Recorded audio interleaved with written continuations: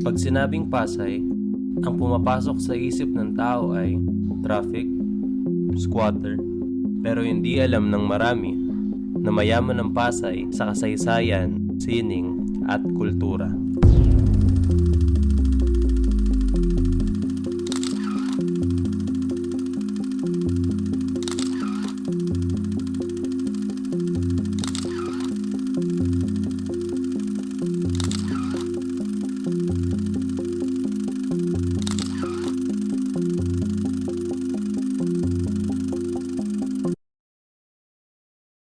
Malayong malayo na sa modernong itsura ng Pasay ngayon.